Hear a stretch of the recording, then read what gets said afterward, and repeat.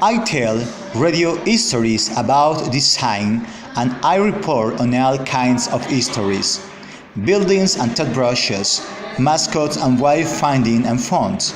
My mission is to get people to engage with the design that they care about so they begin to pay attention to all forms of design. When you decode the world with design intent in mind, the world becomes kind of magical. Instead of seeing the broken things, you see all the little bites of genius that anonymous designers have sweated over to make our lives better. And that's essentially the definition of design, making life better and providing joy.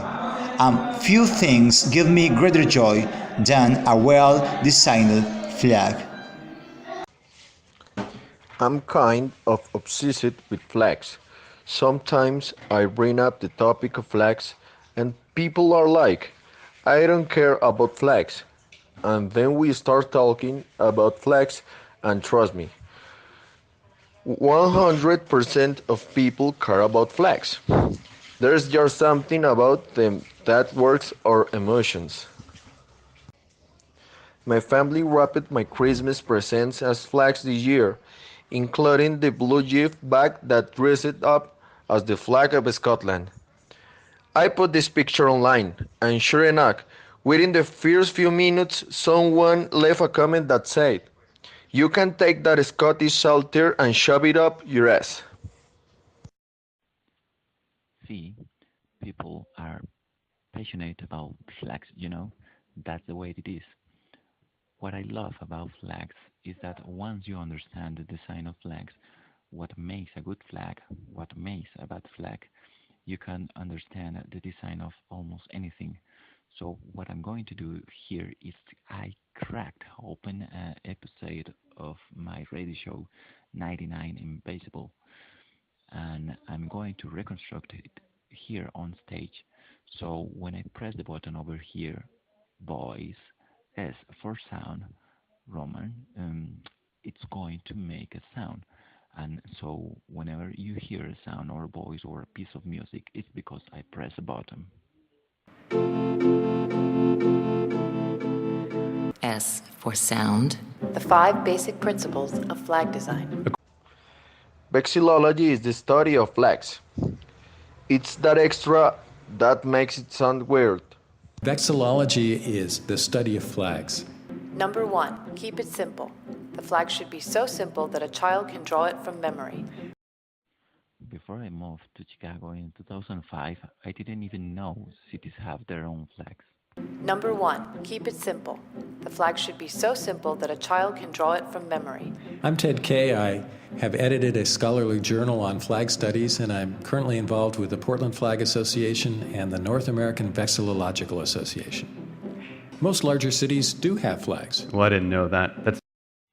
Ted literally wrote the book on flag design. It's more a pamphlet, really. It's about 16 pages. Yes, it's called Good Flag, Bad Flag, How to Design a Great Flag. Number 2, use meaningful symbolism. The blue stripes represent the water, the river, and the lake. The flag's images, colors, or patterns should relate to what it symbolizes. The red stars represent significant events in Chicago's history. And that first city flag I discovered in Chicago, it's a beautiful wide field, 2 horizontal blue stripes, and 4 6-pointed red stars down the middle. Namely, the founding of Fort Dearborn on the future site of Chicago, the Great Chicago Fire, the World Columbian Exposition, which everyone remembers because of the White City, and the Century of Progress Exposition, which no one remembers at all. The design of the Chicago flag has complete buy-in with an entire cross-section of the city. It's everywhere. Every municipal building flies the flag. It's adaptable and remixable. The 6-pointed stars in particular show up in all kinds of places.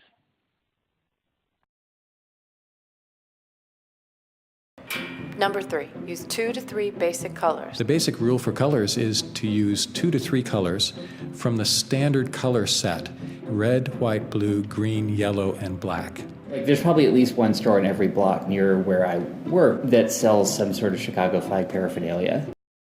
Today, just for example, I went to get a haircut, and when I sat down in the barber's chair, there was a Chicago flag on the box that the barber kept all his tools in, and then in the mirror, there was a Chicago flag on the wall behind me. When I left, a guy passed me who had a Chicago flag badge on his backpack. Okay, here we go.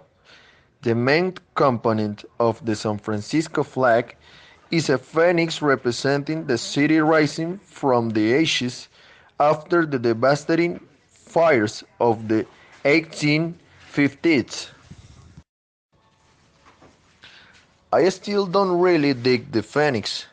Designed with it manages to both be too crude and have too many details at the same time, which if you were trying for that, you won't be able to do it, and it just looks bad at the distance. But having deep meaning puts that element in the bus column.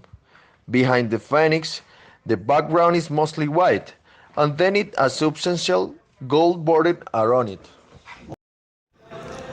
The United States flag doesn't say USA across the front.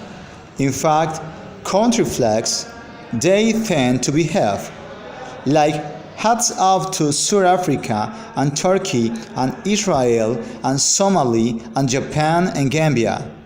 There's a bunch of really great country flags, but they obey God design principles because the stakes are high.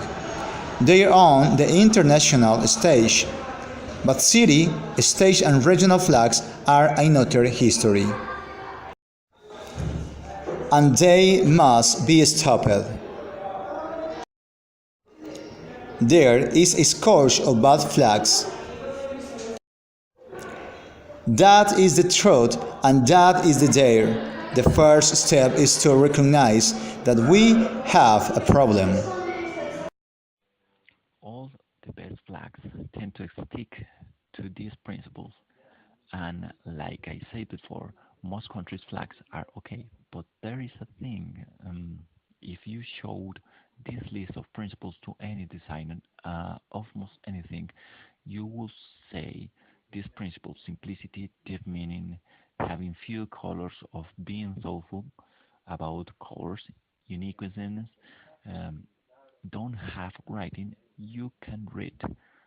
All those principles apply to them too, but sadly, good design principles are rarely invoked on US city flags. Our biggest problem seems to be that, for one, we just can't stop ourselves from putting our names on our flags or little municipal seals with tiny writing on them. Here, the thing about municipal seals. They were designed to be on piece of papers where you can read them, not on flags 100 feet away flapping in the breeze.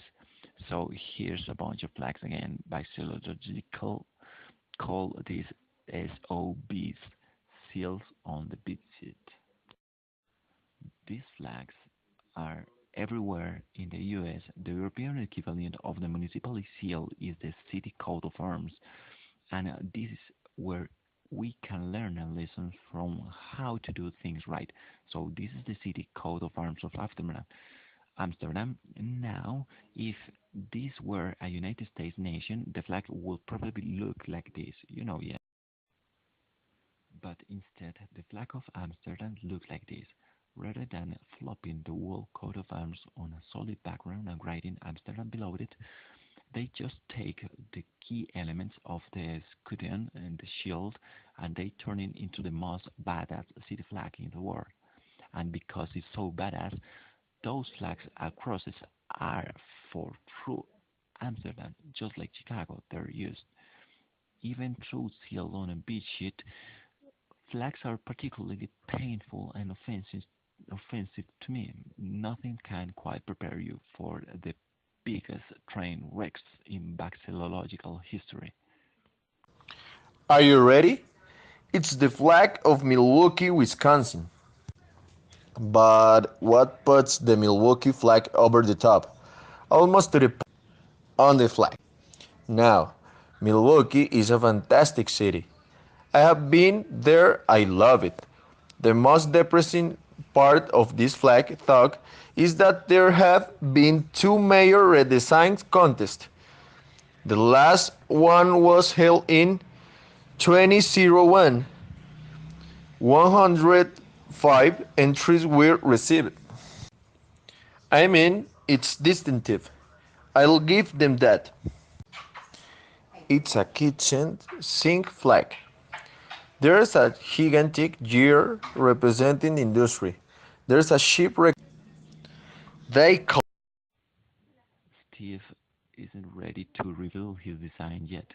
One of the things about proposing one of these things is you have to get people on board, and then you reveal your design. But here's the trick: if you want to design a great flag, a kick-ass flag like Chicago's or DC, which also has a great flag, start by drawing it 1 by 1.5 inch rectangle of a piece of paper. Your design has to fit within that tiny rectangle. Here's why. And if you think they adopt, I will see them around the city. In my crusade to make flags of the world more beautiful, many listeners have to take it upon themselves and redesign their flags and look into the feasibility of getting them officially adopted. If you see your city flag and like it, fly it, even if violates a design rule of two, I don't care. But if you don't see your city flag, maybe it doesn't exist, but maybe it does, and it just sucks. And I dare you to join the effort to try to change that. That's discovering enough to make you think that good design and democracy just simply do not go together. But Steve Coates is going to try one more time to redesign the Milwaukee flag. I've seen firsthand what a good city flag can do in the case of Chicago. The marriage of a good design and civic pride is something that we need in all places. The best part about municipality flags is that we own them. They are an open source, publicity owned design language of the community. When they are well done, they are remixable, adaptable, and they are powerful. We could control the branding and graphical imagery of our cities with a good flag, but instead, by having bad flags we don't use, we cede that territory to sports teams and chambers and commerce and tourism boards. Sports teams can live and break our heart, and besides, some of them us don't really care about sports, and tourism campaigns can just be cheesy. But a great city flag is something that represents a city. It is people, and it's people to the world at large. And when that flag, it's a beautiful thing. That connection, it's a beautiful thing. Meanwhile, back in San Francisco, is there anything we can do? So this San Francisco flag was designed by Frank Chimero based on Ted K's suggestions. I don't know what he would do if we was completely unfiltered and didn't follow those guidelines.